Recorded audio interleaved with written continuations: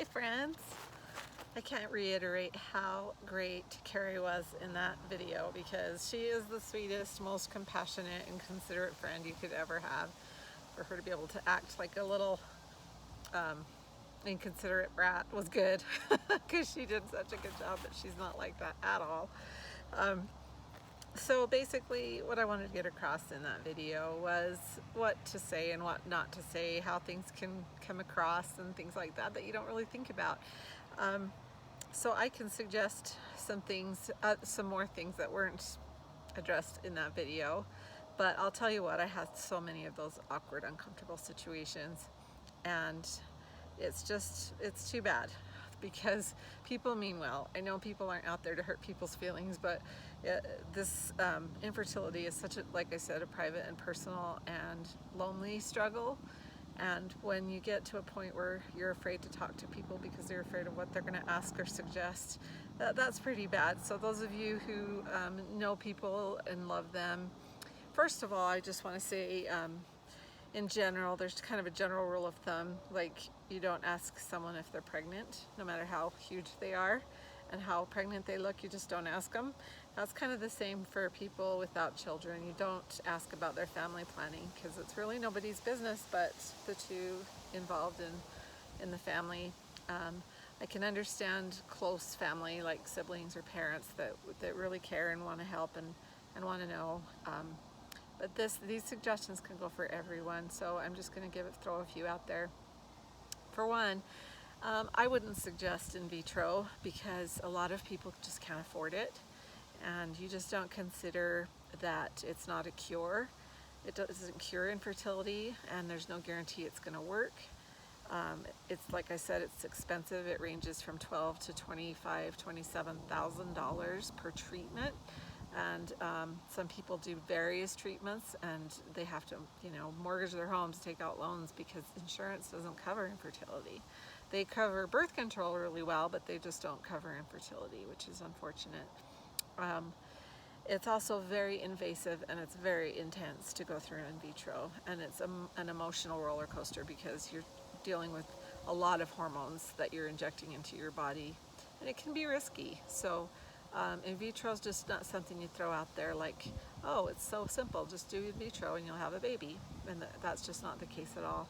Another one just like that is to say just adopt, as if adoption is that simple. Again, it's expensive. Again, there's no guarantee.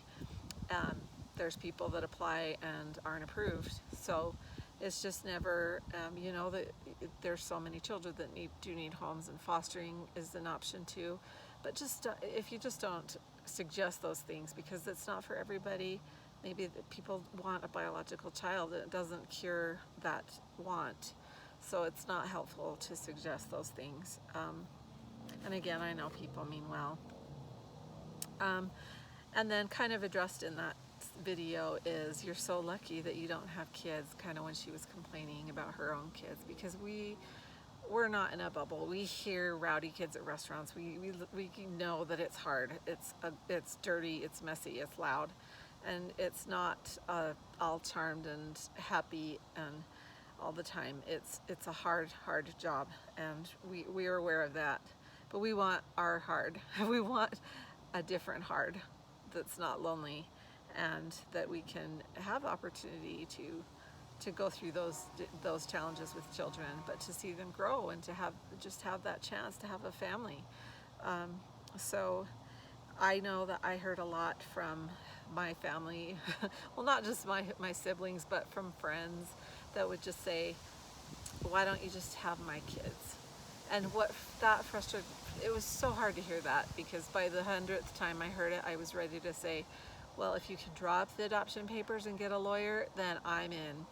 And if they say, oh, I was just kidding, then you say, well, you know what, this isn't really a joking matter. It is my life and it's really hard for me.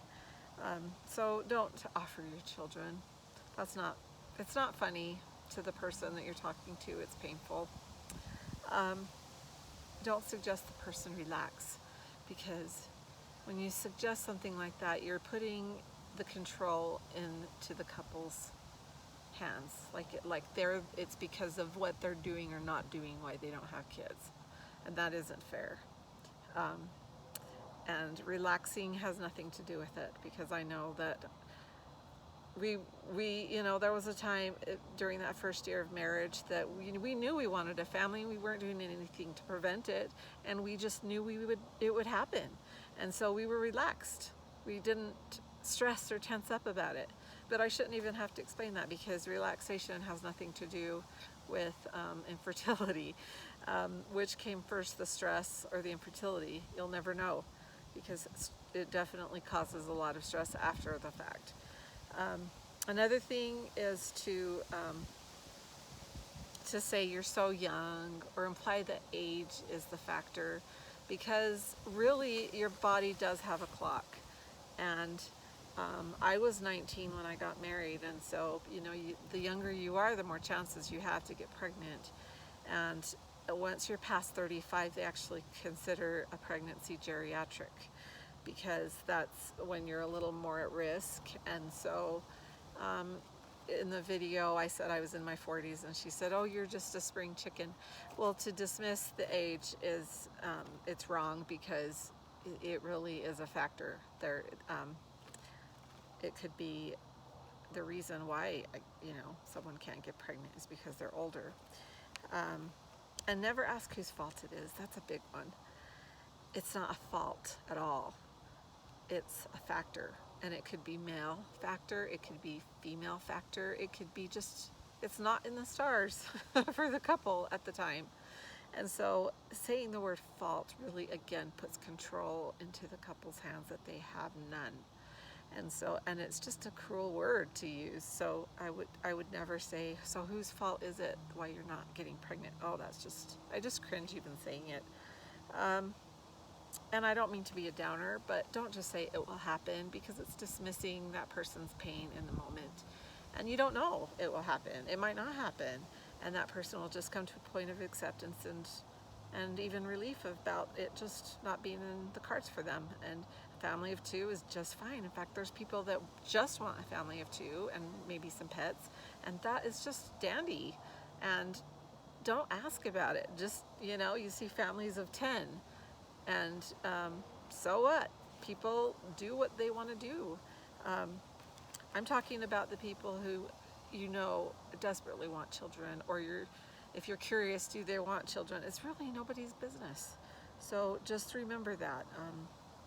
And I know people mean well. Again, they're trying to be supportive, but to be truly supportive, you need to just educate yourself on infertility, and you'll, even by watching this video, kind of know what not to say. But if you're a person of faith, I know that people meant well in my church, but I was asked you're told if I had more faith, if I said more prayers, if I fasted, if I was given blessings. Again, it's putting the control into my hands. They say they're putting it into God's hands, but it's kind of making me feel like I'm not doing enough on my end. And God ultimately knows what his plan is for you. And so if his plan is that you don't have children in this lifetime, you're not going to have children in this lifetime, no matter how hard you pray about it. But he will help you. He will help you cope. And maybe your prayer needs to change from help me have children to help me understand your will for me, and help me be able to deal with it. Because if your will for me is against what I want for myself, then I need to know how to be okay. And I promise that he will answer that prayer for sure. I'm a witness to that. I testify of that. I had it happen for me over and over. He placed people into my life. I'm going to just say right now, I would not trade my journey for anything. I am so grateful for all of the hard things and all of the happy things. The happy were the people. I had people come into my life that I know were brought into my life through divine intervention, and they were there to make a situation bearable. Not just bearable, but just a good, warm time in my life where I can reflect on it and feel just such a warmth and just a love for those friends that will be in my heart forever. They were by my side through the hardest times. And and you can be that friend to that person, to the people that don't have children for whatever reason, without being nosy, just being someone that cares and is there. And by avoiding some of these topics and not having these weird conversations, you could be the best friend ever and be the person like me, like I'm thinking about right now that I'm reflecting on in my past. So anyway, there's so many ways you can help and be supportive. And to those of you that are going through the struggle, I hear you, I get it, and I know that you can have help through it with some faith and with the right people around you and who you surround yourself with. Um, it's not a fun journey, but I would suggest that you record it. I'm really glad that I kept a good journal through everything, because I can look back on it now and I see the miracles and all the intricate little weavings that happened that led me to different things. And in the time, I didn't know. I'm like, why am I going through this? You guys, my story goes on even after I have a baby. I didn't have a baby, I adopted a baby, and the story keeps going.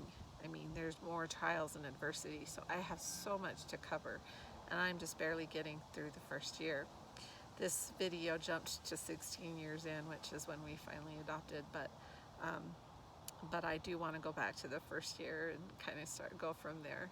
Anyway, thank you so much for checking back to my channel and for watching this video and listening to my ramblings, and I hope that someone gets something out of it. Knowing you're watching gives me motivation to create more content. And just full disclosure, this is so out of my comfort zone.